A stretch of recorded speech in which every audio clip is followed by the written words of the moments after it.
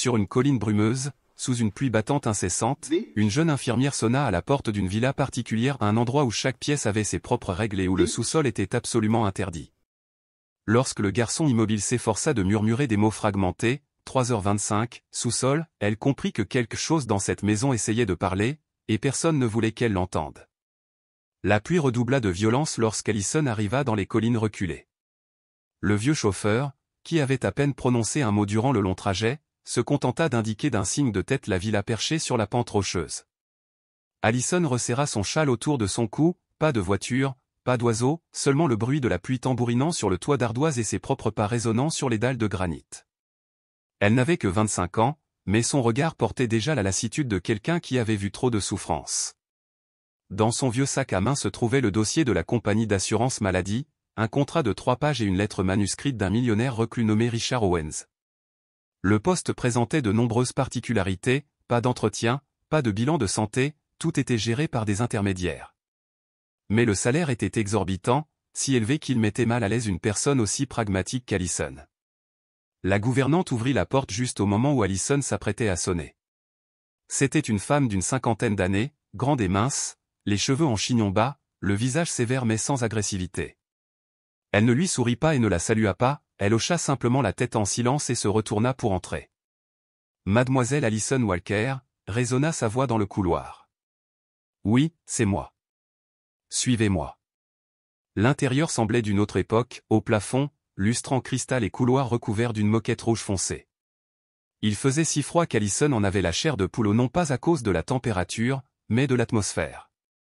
La gouvernante lui tendit une mince pile de papier. « Ce sont des règles supplémentaires. Vous les signerez demain matin.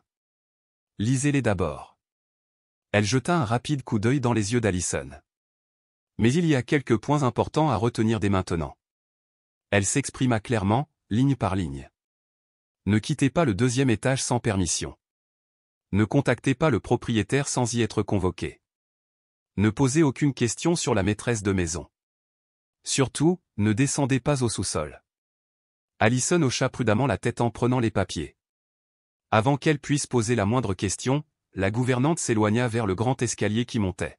« Votre chambre est en face de celle du garçon », ajouta-t-elle comme pour la rassurer, même si son ton était dénué de chaleur. La chambre d'Henri se trouvait au bout du couloir, à droite du 2e étage. La porte était lourde et scellée, comme parfaitement insonorisée. La chambre d'Allison était plus simple qu'elle ne l'avait imaginé, propre, avec une petite table à côté du lit sur laquelle se trouvait une boîte d'antiseptique, des bouteilles d'huile et du coton. Un plateau froid était posé sur le bureau, déjà installé avant son arrivée. Elle laissa tomber son sac, se lava le visage et enfila le simple uniforme gris fourni par l'entreprise. Tout était trop silencieux comme un hôpital sans nom, ou pire, une prison luxueuse. Elle resta devant la porte d'Henri, hésitant quelques secondes, puis frappa légèrement. Personne ne répondit. Elle ouvrit. La pièce était vaste, avec de faibles lumières jaunes qui brillaient aux 4 coins du plafond. L'odeur d'antiseptique et de vieux tissus se mêlait, créant une odeur étrange. Le garçon était allongé sur le lit, petit et mince, les pommettes saillantes sous une peau pâle, un respirateur cliquetant régulièrement tandis que des tubes lui étaient insérés dans le nez. Ses yeux étaient fixés au plafond, mais il ne clignait pas des yeux aussi souvent qu'une personne dans le coma. Allison rapprocha une chaise et s'assit doucement. Il y avait quelque chose de très étrange dans ses yeux, pas aussi vides qu'à l'hôpital. « Bonjour », murmura-t-elle. Henri ne répondit pas. Elle resta assise un long moment avant d'ouvrir son sac et d'en sortir un livre fin, un recueil de contes de fées qu'elle avait gardé par habitude après s'être occupée de son jeune frère. Sa voix était légère comme le vent lorsqu'elle commença à lire « Il était une fois, dans une forêt lointaine, une chouette laponne, tranquillement perchée sur la plus haute branche. » La lecture était régulière, comme le flux et le reflux des vagues. Henri ne réagit pas, mais lorsqu'elle marqua une pause, elle vit une petite larme couler au coin de son œil. Allison sursauta tandis que la larme glissait lentement sur sa joue. Ses yeux restèrent ouverts et immobiles, mais la larme parlait pour lui. Elle s'agenouilla et lui prit la main froide, mais pas raide, avec une légère chaleur encore présente. Elle ne dit rien de plus, restant assise à ses côtés pendant près d'1 heure, le respirateur continuant son rythme régulier. Depuis ce premier jour chargé d'émotions, Allison ne considérait plus Henri comme un simple patient. Elle commença à lui parler davantage, lui racontant le repas fade de la veille, le rêve confus de la nuit précédente, et même la fois où elle avait eu le béguin pour un garçon en cours d'infirmière, sans jamais oser lui adresser la parole. Chaque jour devenait comme une horloge murale sans seconde, laver le visage d'Henri, changer ses draps, vérifier ses médicaments, prendre son pouls, puis s'asseoir et raconter des histoires. Mais au milieu de cette monotonie, elle commença à percevoir de légers changements. Un jour, alors qu'elle racontait l'histoire du chien de prairie que son frère avait élevé enfant, Henri cligna des yeux d'une vitesse inhabituelle 2 fois de suite en 5 secondes. Allison s'arrêta au milieu de sa phrase et observa où ses yeux ne se fermaient pas et ne détournaient pas le regard, mais quelque chose avait bougé, si infime fût-il. Elle tendit la main vers la sienne et, juste au moment où son doigt le touchait, un petit doigt tressaillit légèrement. C'était peut-être neurologique, ou plus. Elle retira sa main, tremblante, les yeux fixés sur le garçon. Une idée germa clairement dans son esprit, si tu es encore là, je trouverai un moyen de te ramener. Les jours suivants, Allison cacha un petit carnet sous son oreiller et nota discrètement chaque phénomène. 11h07 cligna des yeux 3 fois en entendant le nom de Max, 15h32 la main droite bougea légèrement en racontant l'histoire du pont en bois, etc. Des données fragmentées, mais pour Allison, c'était une carte, chaque petit point était le signe d'une âme cherchant encore son chemin. Un soir, alors qu'elle ajustait l'oreiller d'Henri, elle aperçut une traînée de sang séché près de son nez, pas beaucoup, mais suffisamment pour la glacer. Elle l'essuya délicatement avec un chiffon chaud et descendit directement. Nora, la gouvernante, pliait des nappes. Le garçon a peut-être saigné du nez, dit Allison calmement. Nora leva les yeux, hésitante, puis ouvrit une armoire et en sortit un flacon de gouttes nasales et du coton stérile. C'est normal, les vaisseaux sanguins nasaux des enfants sont fragiles. Appliquez ce médicament et tout ira bien. Allison hésita. On ne devrait pas appeler un médecin? La voix de Nora se raidit. Ce n'est pas à vous de décider. Allison prit le flacon. Le bouchon ne portait ni étiquette, ni date de fabrication, il s'agissait simplement d'un flacon anonyme contenant un médicament. Elle se détourna, mais une décision était déjà prise, ce soir, elle vérifierait tout dans l'armoire à pharmacie d'Henri. La nuit, la villa ressemblait à un rêve oublié. Le vent sifflait à travers les fentes des portes, et au rez-de-chaussée, une vieille horloge sonnait sans interruption. Allison avançait à pas feutrés dans le couloir, chaussée de pantoufles moelleuses, chaque pas semblant errer dans un lieu où le temps n'existait plus. De retour dans sa chambre, elle remarqua sa barrette à cheveux et une petite pince en métal plaquée hors pâle posée juste devant la porte du sous-sol. Elle s'arrêta brusquement. Elle était sûre de l'avoir mise dans ses cheveux le matin même, puis de l'avoir posée sur la table et n'avait plus quitté le 2e étage depuis. La barrette reposait soigneusement sur le sol de pierre froide, comme si quelqu'un l'avait délibérément posée là ou l'avait enlevée et laissée tomber. Alors qu'elle se penchait pour la ramasser, un frisson lui parcourut l'échine non pas du sol, mais de la porte du sous-sol à côté d'elle. La porte peinte en noir, avec sa double serrure brillante, était lourde et scellée comme si elle protégeait un autre monde. Allison recula, serrant toujours le clip. La consigne du premier jour résonnait dans sa tête, ne descend surtout pas au sous-sol. Pourquoi? Absolument, sans exception. En rentrant dans sa chambre, Allison jetait un coup d'œil habituel au miroir accroché au mur. Un instant, elle y vit le reflet des yeux d'Henri, la fixant droit dans les yeux. Elle se retourna, Henri était allongé, immobile sur le lit, la tête penchée vers le plafond, les yeux ouverts. Rien n'avait changé. Elle se tourna de nouveau vers le miroir, son regard avait disparu, remplacé par l'immobilité d'un garçon trop fragile pour émerger de son lit comme une jeune pousse se débattant dans la terre. Allison traversa la pièce et s'assit à côté de lui, sans rien dire. Lorsqu'elle lui prit la main, elle réalisa que ce petit corps ne s'était pas rendu. On peut faire semblant de ne pas remarquer quelque chose d'étrange, mais une fois que le cœur croit ce qu'il ressent, il n'y a plus de retour en arrière. Allison n'avait aucune preuve, aucune expertise médicale, seulement la douce certitude que la perte s'était avivée en elle. Son jeune frère était resté muet pendant les 5 derniers mois de sa vie, mais chaque clignement de paupières, chaque léger mouvement de doigt était un murmure précieux. Aucun médecin n'a enregistré ces moments, mais pour Allison, c'étaient les plus belles voix qu'elle ait jamais entendues dans son cœur. Un vent se leva avec la nuit qui approchait, poussant les branches contre la vieille vitre comme si on tapait légèrement du bout des ongles. Dans la chambre d'Henri, la faible lueur du respirateur projetait des ombres au plafond. Soudain, la maison fut privée d'électricité. Vers minuit, Allison fut réveillée par le grondement tonitruant d'un orage, tout était noir. Elle rejeta les couvertures et sortit dans le couloir. Aucun autre pas ne résonna dans la maison, pas la voix de Nora, pas le bourdonnement des générateurs de secours, seulement le crépitement régulier de la pluie. Elle rouvrit doucement la porte d'Henri. La chambre était plongée dans l'obscurité. Allison s'assit au bord du lit, cherchant la petite lampe torche cachée dans la poche de son chemisier. Son faible faisceau éclaira le visage d'Henri toujours le même, immobile, les yeux ouverts comme s'il n'avait jamais eu besoin de rêve. Elle lui murmura des choses sur Noah, son jeune frère, la première fois où Noah n'a pas réussi à lasser ses chaussures, comment il a essayé de dire « sœur » en perdant progressivement le contrôle de ses muscles faciaux, et ce dernier jour où il a cligné des yeux 2 fois pour dire au revoir. On pense souvent que ceux qui ne peuvent pas parler n'ont plus rien à dire, murmura-t-elle. Mais je sais que mon frère n'est jamais resté silencieux un seul jour. Un éclair traversa le ciel et Allison sursauta. Dans cet éclair momentané, elle le vit, les lèvres d'Henri remuaient, non pas en frémissant ni en bâillant, mais en murmurant. Elle se pencha plus près, retenant son souffle, tendant l'oreille. 3h25 sous-sol. Le murmure se brisa comme une fumée fragile, mais résonna clairement dans son cœur.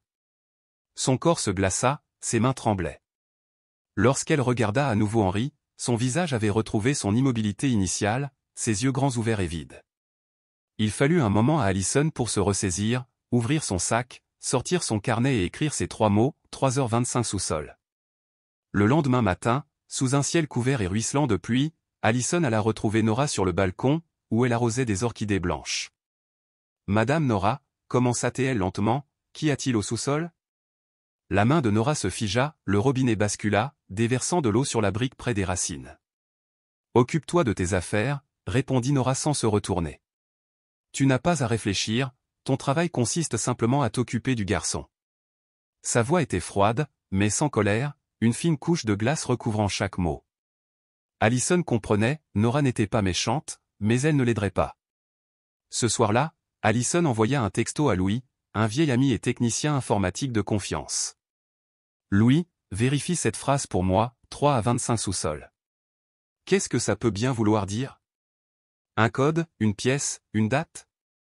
Au bout de quelques minutes, Louis répondit, « Laisse-moi essayer, on dirait un code secret. » Allison sourit faiblement.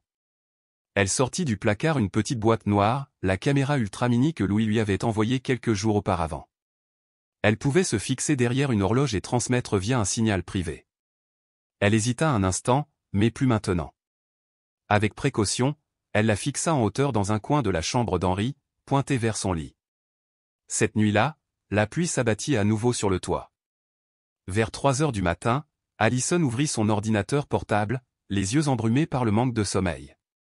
Elle connecta les données de la caméra au logiciel personnalisé que Louis avait développé. Une courte vidéo aux 5 minutes seulement la laissa stupéfaite. Une personne en blouse blanche ouvrit la porte sans allumer la lumière. Son visage était à moitié masqué, sa tête encapuchonnée. D'un geste rapide, elle sortit une seringue de sa poche et injecta Henri dans le cou au pas de tension, pas de questions, pas de notes puis disparut comme une ombre. Allison remonta le temps jusqu'à 3h12 précises.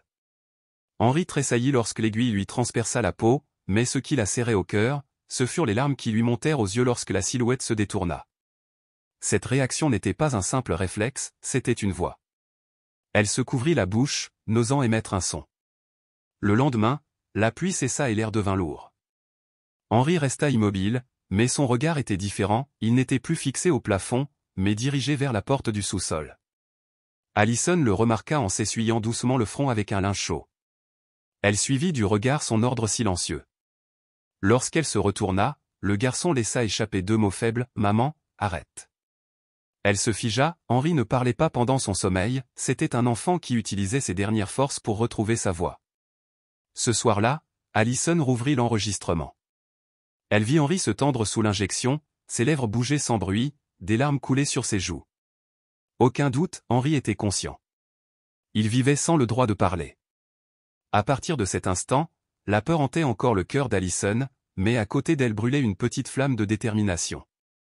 Si son frère pouvait murmurer dans l'obscurité, de quel droit se taisait-elle? Allison commença à planifier. Pendant que Nora nettoyait les encadrements des fenêtres du couloir, elle fit semblant d'avoir besoin de papier toilette et de produits d'entretien pour accéder à la salle de bain d'Henri, ce qu'elle ne ferait jamais d'habitude.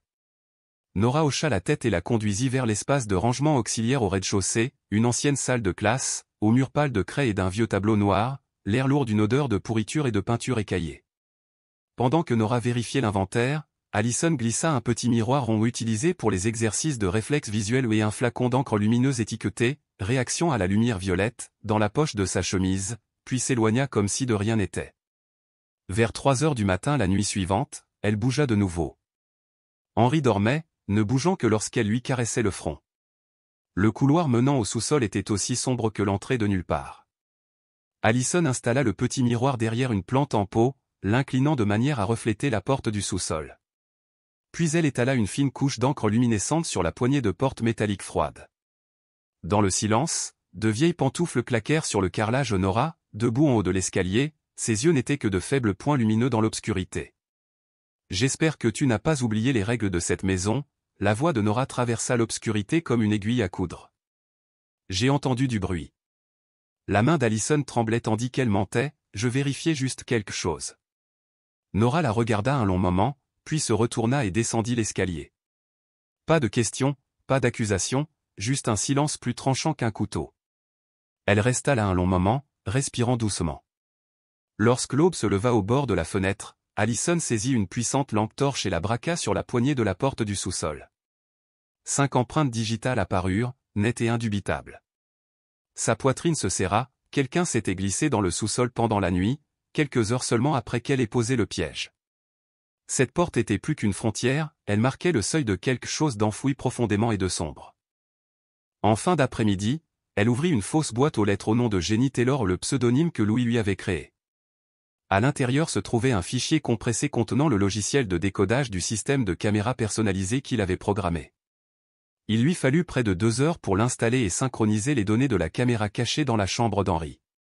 Le signal était faible, mais une image claire apparut, à minuit 2 minutes 56 secondes, le même homme apparut, vêtu d'une blouse blanche, d'une capuche, d'un masque médical et de gants. Sans un mot, il ouvrit la boîte à pharmacie personnelle d'Henri, celle que seule Allison et Nora pouvaient déverrouiller, en sortit un petit flacon sans étiquette et injecta le médicament dans le cou d'Henri. Le respirateur siffla sans interruption, mais le visage d'Henri se plissa puis se lissa, comme s'il n'avait pas réagi. L'opération dura moins de 45 secondes. L'intrus battit en retraite, ne laissant aucune trace. Allison resta longtemps immobile, le cœur battant sous le poids froid et douloureux de la vérité. Ce soir-là, une fois Henri endormi, elle s'assit près de son lit, tenant une mèche de cheveux qu'elle avait récupérée quelques jours auparavant. Elle la scella dans une petite enveloppe, y inscrivit « Test ADN Louis » et la glissa dans la main d'Henri. Elle voulait savoir s'il était bien le fils biologique de Richard Owen, non pas parce qu'elle le soupçonnait, mais parce que tout autour de lui était empreint de mensonges. Avant de quitter la pièce, elle rédigea un bref mot et le déposa dans la paume d'Henri. « Si tu veux en dire plus, dis-le. Je ne renoncerai pas, je te crois. » Elle ne s'attendait pas à une réponse, mais sous la douce lueur de la lampe de chevet, elle vit la main d'Henri agripper le coin de la couverture. Pas un tressaillement, pas un réflexe ou une prise intentionnelle. Qu'il s'accroche à la vie, à la peur ou à des souvenirs encore intacts, ce geste le transformait de patient en témoin, dernier détenteur d'une vérité que personne d'autre n'osait reconnaître. Un moteur de voiture rugit devant le portail. Allison, se lavant les mains au lavabo du couloir du 2e étage, jeta un coup d'œil par l'entrebâillement d'une porte. 2 SUV sombres brillaient sur le porche fraîchement nettoyé. 4 silhouettes apparurent en uniforme blanc impeccable, 2 portant des valises métalliques, une tenant un appareil semblable à un scanner, et la dernière, une femme aux longs cheveux noirs, vêtue d'une robe noire sur mesure et portant un collier de perles. Son visage était froid comme la pierre. Allison recula. Elle la reconnut instantanément grâce aux photos prises dans l'ancien bureau de Richard, Isabelle. Sans les saluer, elles entrèrent dans la villa comme si elle et tout ce qu'elle contenait leur avait toujours appartenu. Environ 1 heure plus tard, des pas résonnèrent dans le couloir au moment même où Allison commençait à ranger ses fournitures médicales. On frappa à la porte, ni avec empressement ni avec insistance. Elle ouvrit la porte à Nora. « Le propriétaire vous demande de venir dans le bureau immédiatement, dit-elle. Allison hocha la tête, ravalant son anxiété. Le bureau de Richard se trouvait au sommet du grenier, accessible par un escalier en colimaçon en acajou. La lumière filtrait par de hautes fenêtres, illuminant les peintures à l'huile silencieuse le long des murs. Richard Owen se tenait devant une fenêtre, la main posée sur le cadre. Entrez, dit-il sans se retourner. Allison ferma la porte et obéit. Veuillez vous asseoir, ajouta-t-il en désignant une chaise en face de son bureau, dans l'odeur du vieux papier et du chêne. Comment va Henri, demanda-t-il, croisant enfin son regard des yeux aussi immobiles qu'un lac gelé. Allison prit une inspiration. Le garçon présente des réactions neurologiques que je ne peux expliquer. Je ne suis pas sûr que l'infirmière de nuit les ait surveillés de près. Il fronça les sourcils, à peine, suffisamment pour qu'Allison le remarque. Cet infirmier est parfaitement qualifié, dit-il d'un ton neutre. Pourtant, cela n'explique pas pourquoi il pleure quand personne ne le touche, répondit-elle d'une voix ferme. Ni ce léger mouvement de sa main quand je dis mon nom. Richard se renversa en arrière, les doigts pressés contre son menton, le regard perdu dans le vague. Parfois, le silence est la seule chose qui empêche tout de s'écrouler, murmura-t-il. Allison soutint son regard. Mais qu'en est-il des enfants muets? Qui les retient? Aucune réponse ne vint. Une brise agita le rideau. À cet instant, Allison vit une fissure dans son silence. De retour dans sa chambre, le téléphone d'Allison vibra, Louis avait les résultats ADN. Henri était le fils biologique de Richard, mais il y avait quelque chose d'encore plus terrifiant. Un document en pièces jointes suivait, des pages fuitées d'un forum scientifique clandestin, le projet CodeFog protocole de transfert neural. Elle parcourut un texte technique et aride qui révélait l'horrible vérité, le projet FOG, abréviation de formation d'héritage génétique, était un programme international visant à implanter le savoir des adultes dans le cerveau des enfants pour créer des successeurs parfaits au pas de temps perdu à apprendre, pas d'erreur, pas de questions. La responsable? Isabelle Monsieur Owens. Allison s'affala au sol, serrant le papier jusqu'à ce qu'il se froisse. Henri n'était pas victime d'un accident, mais d'une expérience, reprogrammée de l'intérieur. Elle se releva et le trouva allongé, comme toujours, les yeux ouverts, le regard fixé au plafond. Elle s'agenouilla près de lui prit la main et murmura, « Je sais maintenant. Je sais pourquoi tu as peur. » Au bout d'un moment, ses lèvres remuèrent, lentement et délibérément, elles m'ont emporté mes souvenirs. Sa voix était faible mais claire, comme le dernier écho d'un rêve. Allison pleurait, non pas de pitié, mais de rage. Un enfant criait, et le monde se bouchait les oreilles. La notification suivante de Louis ne lui parvint pas par SMS. Il appela d'une voix basse. Il ne s'agit plus de données anciennes. Allison était assise seule dans la cuisine du 2e étage, son téléphone calé contre son épaule, en train de remuer une longue tasse de thé au gingembre froid. « Que as-tu trouvé » demanda-t-elle, les yeux rivés sur le couloir vide. « Les documents du forum » a expliqué Louis. Ils proviennent d'un système de recherche financé par une fondation privée liée à une organisation internationale. Après le scandale d'il y a 5 ans, le groupe a disparu, mais n'a pas disparu. Allison se tut. « Alors, que veux-tu que je fasse » demanda-t-elle finalement d'une voix ferme. « Sortez tant que vous le pouvez. » Un long silence. Puis Allison répondit, « Si tu étais Henri, prisonnier de ce corps, luttant pour prononcer chaque mot, voudrais-tu que quelqu'un d'autre abandonne » Louis ne dit rien. Allison raccrocha, serrant son thé contre elle. À partir de ce soir-là, chaque fois qu'elle s'assit près du lit d'Henri, elle ne se contenta plus d'observer ses réactions, elle écouta ses respirations, les signaux qu'il envoyait à travers chaque frisson et chaque pause. Sous sa peau pâle et ses électrodes, il y avait encore un enfant à qui on n'avait jamais permis de résister. Allison commença à tenir un journal intime complet, données médicales, soupçons, chaque événement étrange survenu dans la villa. Sa petite clé USB, pas plus grande qu'un doigt, regorgeait de sauvegarde. Elle la cacha sous la boîte à musique, véritable talisman de survie dans une maison où chaque porte était verrouillée et où chaque caméra enregistrait chaque souffle. La mémoire était la seule chose capable de se protéger si elle disparaissait.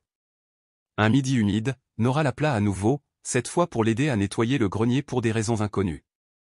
Allison hésita sur le seuil de l'ancien bureau d'Isabelle, un sanctuaire longtemps scellé et enveloppé de mystère.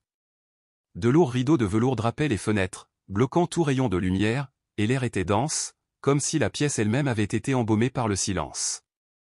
Le long des murs se dressaient des étagères remplies d'ouvrages médicaux, dont les dos étaient gravés de symboles allemands, français et indéchiffrables, fantômes d'un savoir que personne ici ne pouvait déchiffrer. En astiquant le bureau usé, le chiffon d'Allison s'accrocha à une légère éraflure dans le bois. Se penchant plus près, elle suivit la trace de son onglet, soudain, un compartiment secret s'ouvrit avec un bruit sec. Une odeur musquée, oubliée, s'éleva tandis qu'elle jetait un coup d'œil à l'intérieur. Là se trouvait un classeur relié en cuir, aux pages jaunies et aux bords effilochés. Aucun titre imprimé n'en marquait la couverture, mais la première page portait une écriture qu'Allison connaissait trop bien. Test de brouillard Sub-03. Statut, faible irritation mentale. Signe de résistance. Recommandation, arrêter temporairement les anticorps de type des Sub-03. Son pouce accéléra, Sub-03, était le même code que celui griffonné sur le vieux magnétoscope. Plus bas, à l'encre rouge, une note floue avertissait, réflexe incontrôlable face aux images originales. Il faut ajuster la mémoire profonde. Allison pressa le dossier contre sa poitrine, se forçant à se reprendre. Elle le glissa dans le dos de sa chemise et continua d'essuyer, laissant le bureau aussi impeccable que si elle n'en avait jamais dérangé les secrets. Par l'entrebâillement poussiéreux de la fenêtre, elle aperçut Isabelle quittant le jardin de la villa pour se diriger vers le garage, la posture rigide, les yeux baissés, comme si elle percevait le regard attentif de quelqu'un. Ce soir-là, attirée par la curiosité, Allison se glissa dans l'immense bibliothèque de la villa, une pièce de la maison que peu de gens visitaient. Dans la pénombre du rayon neurologie, elle dénicha un magnétoscope poussiéreux. D'une main tremblante, elle sortit la cassette Sub-03 de sa poche et la glissa dans l'appareil. L'écran s'alluma, révélant Henri attaché à une chaise en métal, des électrodes déployées sur son cuir chevelu. Une voix féminine calme entonna, « Henri, aujourd'hui, tu n'auras plus à étudier seul, tout est déjà en toi.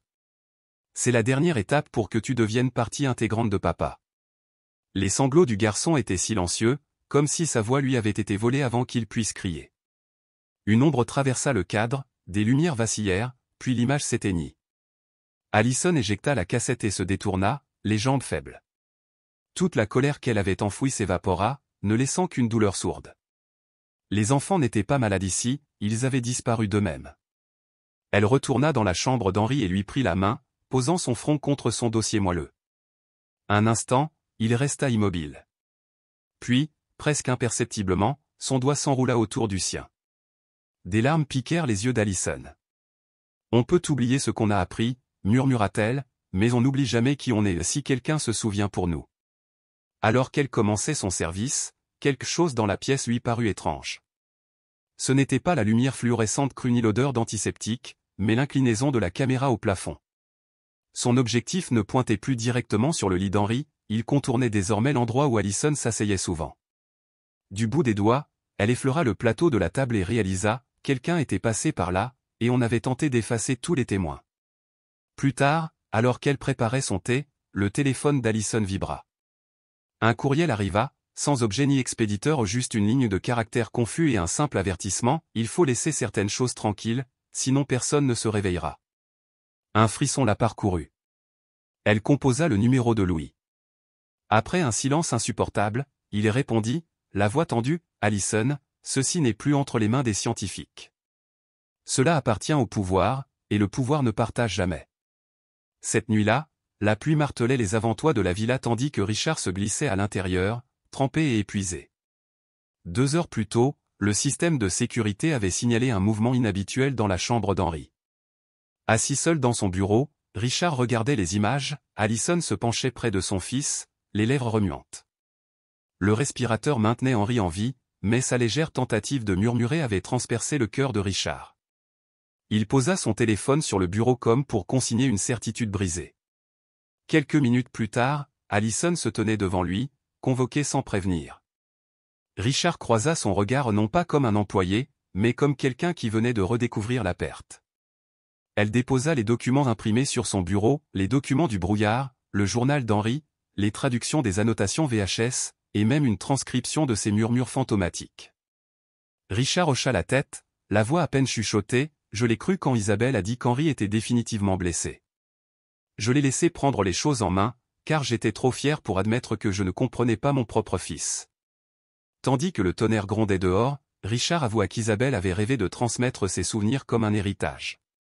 Il avoua que sa peur l'avait réduit au silence, j'étais terrifié à l'idée de devenir le genre de père qui voit son fils comme un projet. Il se leva et se dirigea vers la fenêtre embuée, traçant les traces de pluie sur la vitre. Allison le regarda retrouver son chagrin et sa détermination. Ensemble, ils élaborèrent un plan, copie de chaque document, itinéraire de fuite, chronométrage des cycles de caméra, brouillage des signaux pendant exactement 2 minutes. Lorsque Nora, la gouvernante, proposa discrètement son aide, racontant comment son propre petit-fils avait disparu dans des circonstances similaires, Allison comprit qu'il n'était pas seul dans ce combat. À 3 heures du matin, le signal fut coupé. Richard portait la mallette, Allison berçait Henry, et Nora ouvrit la portière arrière. Sous le ciel nocturne, ils se faufilèrent à travers le gravier vers le SUV qui les attendait.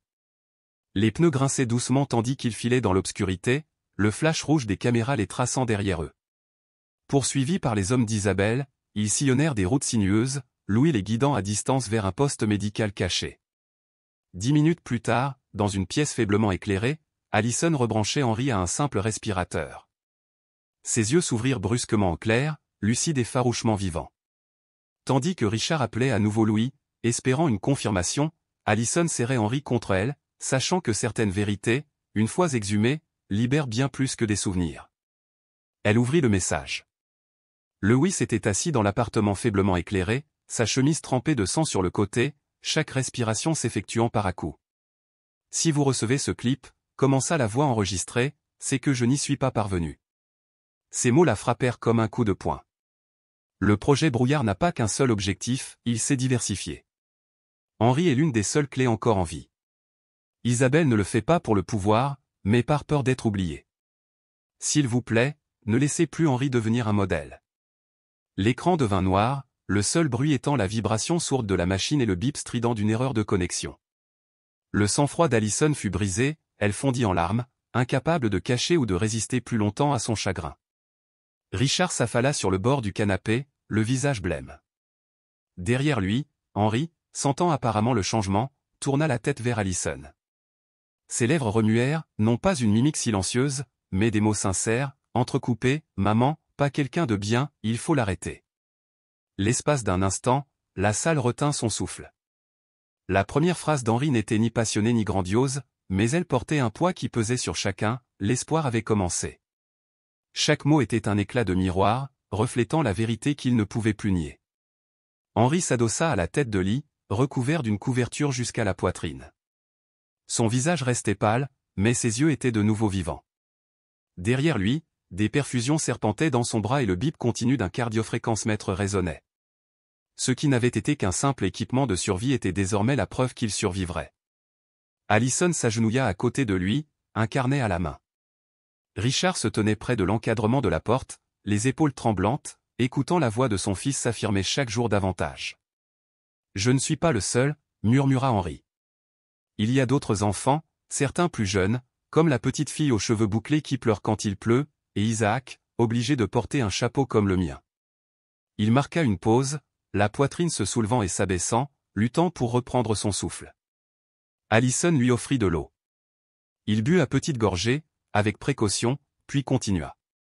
Ils nous ont donné des médicaments blancs et nous ont fait relire des livres épais, pas des livres pour enfants, mais pour adultes. J'ai entendu quelqu'un dire qu'il fallait choisir l'enfant qui retient le plus de souvenirs. Les jointures de Richard blanchirent tandis qu'il agrippait le chambranle. Certains enfants ne revenaient pas après chaque cours, poursuivit Henry, la voix tremblante. Il parlait de la mauvaise réception des embryons. Au début, je ne comprenais pas. Maintenant, je sais que nous sommes des spécimens. Allison a transcrit chaque mot. Peu après, elle a contacté Clara Evans, une journaliste d'investigation qui avait été bénévole avec elle dans un camp pour enfants. Clara, une vieille amie de Richard, avait déjà tenté d'enquêter sur des cas de bourse spéciale, mais son projet avait été bloqué par le manque de preuves. 3 jours plus tard, Clara et des policiers régionaux se tenaient devant la Villa Owens, une maison désormais silencieuse, les fenêtres scotchées comme pour contenir les cris inexprimés. Richard ouvrit la marche, suivi de près par Allison, Clara glissant un micro caché sous sa veste. Lorsque la porte du sous-sol s'ouvrit en grinçant, une vague de chlore et de désinfectant les submergea, tel un souvenir comprimé. La cage d'escalier descendait plus bas qu'on ne l'aurait imaginé. Derrière un mur de ciment, une pièce fermée se révéla à travers un miroir sans teint, des machines poussiéreuses ronronnant encore, un lit d'hôpital et un tableau blanc griffonné, SUB 03 Henry Owens 2.4. 2 civières étaient posées à proximité, chacune recouverte d'une couverture grise. Dessous, un garçon et une fille gisaient immobiles, la peau pâle et les bras marqués par de vieilles blessures d'aiguille. Allison, tremblante, retira un coin de la couverture. La main de la petite fille était froide, mais palpitait d'un faible battement de cœur. Clara fondit en larmes derrière sa caméra. L'agent appela immédiatement les secours et scella les lieux. Richard se tenait devant un classeur encastré dans le mur, pas de dossier scolaire, pas d'antécédents médicaux, seulement des données sur la réception mnésique et les taux de réponse neuronale. Ce sous-sol n'était pas une maison, c'était un laboratoire secret. Pendant ce temps, à l'aéroport international, une femme portant un manteau sombre et des lunettes s'approcha du comptoir d'enregistrement. En seulement 3 minutes, Isabelle Owens fut maîtrisée et menottée sans résistance. « Les enfants sont une chance pour l'humanité d'évoluer », dit-elle froidement. « Vous êtes trop faible pour comprendre que la douleur n'est que le prix de l'intelligence. » Les journalistes se pressèrent, capturant chaque mot. La nouvelle de l'arrestation d'Isabelle a fait l'effet d'une traînée de poudre. Le Congrès a exigé des enquêtes spéciales. Le ministère de la Santé a été interrogé sur les personnes qui avaient autorisé les études. Les bailleurs de fonds privés de l'Institut de recherche d'Isabelle ont été démasqués un par un. 2 semaines plus tard, Allison et Richard se sont présentés à une conférence de presse pour confirmer que les enfants secourus avaient été transférés dans un centre de réadaptation médicalisé, caché dans une forêt tranquille, où le bruit de la circulation ne pouvait pas perturber et où les horloges n'avaient pas besoin de sonner. Henri était assis entre eux, les cheveux bien coupés, les joues moins creuses. Lorsqu'on lui a demandé comment il se sentait, Henri a marqué une pause, puis a dit « Je ne me souviens pas de tout, mais je sais une chose, je ne veux pas que quelqu'un d'autre soit remplacé. » Clara a noté ces mots. Une semaine plus tard, les médias le surnommaient « le garçon à qui l'on a implanté la connaissance, qui a conservé son cœur ». Le procès d'Isabelle Owens et de 7 membres clés du projet Fogg a duré 4 semaines, retransmis en direct devant des centaines de milliers de personnes. Les accusations allaient de l'expérimentation illégale sur mineurs à l'abus d'autorité médicale et à la dissimulation de preuves. Les dossiers de la villa enregistrement, échantillons de tissus cérébraux, cartes cérébrales artificielles constituaient un dossier irréfutable. Isabelle, vêtue d'une tenue gris clair, resta assise calmement tandis que le juge lui demandait si elle avait une déclaration finale. « Je ne fais que ce que l'humanité finira par accepter », répondit-elle. « Sélectionnez les personnes intelligentes, ne gardez que les meilleures. » Un silence glacial s'installa, faisant écho au laboratoire où trop d'enfants ne se réveillaient jamais. Sa sentence, la prison à vie sans possibilité de libération conditionnelle. Les conséquences furent considérables. Le gouvernement a rouvert plus de 30 dossiers d'enfants disparus au cours des 2 dernières décennies. Les académies privées et les programmes d'amélioration cérébrale ont été suspendus. Les médias ont surnommé le scandale « l'ombre du renseignement ».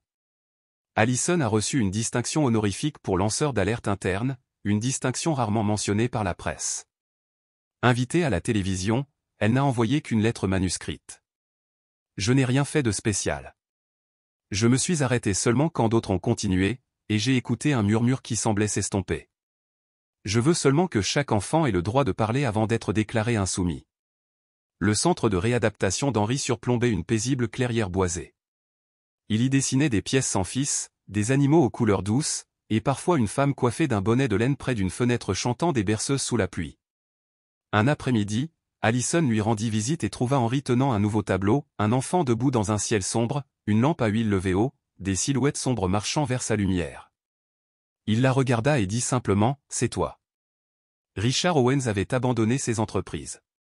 Ses actifs, autrefois dispersés dans des dizaines de cabinets d'avocats, furent reversés à la Fondation Henri, un fonds indépendant fournissant un soutien juridique et médical aux enfants victimes d'abus commis par des organisations clandestines dans le monde entier. Richard a refusé les entretiens. Il a visité des centres de traitement, s'asseyant aux côtés de chaque enfant pour réapprendre la paternité non pas grâce à la richesse, mais avec le temps. Ce garçon m'a appris, a-t-il confié à un thérapeute, à me taire au bon moment, à écouter quand c'est important et, surtout, à ne jamais oublier son nom, Henri, pas un numéro de code. Lorsque la villa Owens fut enfin démolie, Allison se tenait près de la clôture, serrant contre elle une lettre destinée à Henri. Tandis que les excavateurs abattaient les murs autrefois scellés dans un silence indescriptible où elle lut les dernières lignes à voix haute. Je continuerai à aller à la rencontre des enfants à qui on n'a jamais chanté de berceuse. Vous êtes le début de ce voyage. Chaque fois que vous vous sentez seul, rappelez-vous que, quelque part, quelqu'un écoute l'enfant qu'on croyait muet. Par un après-midi de printemps, Henri était assis près de la fenêtre de son centre de soins. Une légère brise lui ébouriffait les cheveux tandis que les oiseaux tournoyaient dans le ciel clair. Il sortit un vieux magnétophone jauni et usé, inséra une cassette et attendit. Un bourdonnement, puis la voix d'Alison s'éleva. « Dors, mon amour. Il pleut dehors. » Le vent murmure doucement ton nom à travers les feuilles. Henri appuya sa tête contre le cadre, les yeux mi-clos non pas par fatigue, mais parce que cette voix, vraie et tendre, ne pouvait être falsifiée par aucun médicament. C'était la preuve la plus pure de l'amour. Il prit son carnet et écrivit. Mon histoire commence par le doute, pas par l'amour, et se termine par une réponse, pas par la victoire. L'enfant autrefois oublié est toujours là, luttant toujours pour parler. Avez-vous déjà été dans un endroit si silencieux que vous vous êtes demandé si votre voix comptait encore? Avez-vous déjà regardé quelqu'un dans les yeux, réalisant qu'il attendait que vous disiez ce qu'il ne pouvait pas dire? Si vous avez lu jusqu'ici, merci de ne pas vous détourner. Si vous vous êtes déjà senti petit, rappelez-vous, tout le monde ne crie pas, mais chaque cœur, même les plus fatigués, mérite d'être entendu, appelé par son vrai nom. Je vous souhaite une nuit paisible. Et si vous tenez quelque chose de fragile, tenez-le encore un peu, c'est peut-être ce qui vous maintient en vie.